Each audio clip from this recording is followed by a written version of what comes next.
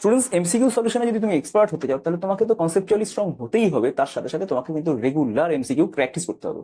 অর্থাৎ তোমাকে প্রচুর মক টেস্ট দিতে হবে। শুধু তাই না, মক টেস্টে যে ভুলগুলো হচ্ছে সেই মিস্টেক্স গুলো তোমায় অ্যানালিসিস করতে হবে, মিস্টেক গুলোকে তোমাকে চিনতে হবে। অপশন এলিমিনেশন আর ডাইমেনশন অ্যানালিসিস, এই দুটো জিনিস অ্যাপ্লাই করে খুব সহজেই এমসিকিউ এর আনসার করে ফেলা যায়। তাই এই দুটো ব্যাপারে তোমাকে খুবই স্ট্রং হতে হবে। এরপর আসবো টাইম ম্যানেজমেন্টের ক্ষেত্রে। ধরা যাক তোমার মক টেস্টের টাইম আছে 2 ঘন্টা, তোমাকে মক টেস্টটা অন্তত 1.5 ঘন্টায় শেষ করে ফেলার টার্গেট নিয়ে, এই মানসিকতা নিয়ে মক টেস্ট গুলো দিতে হবে। যে এক্সামের জন্য তুমি তৈরি হচ্ছ সেই এক্সামের কোশ্চেন পেপার ভালোভাবে অ্যানালিসিস করতে হবে।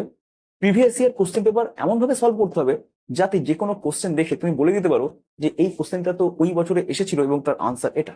কোশ্চেন পেপার দেখলেই তুমি হায়ার ওয়েটেজের টপিক গুলো চিনতে পেরে যাবে। সেই হায়ার ওয়েটেজ ওয়ালা টপিক গুলোতে বিশেষভাবে তোমায় ফোকাস করতে হবে।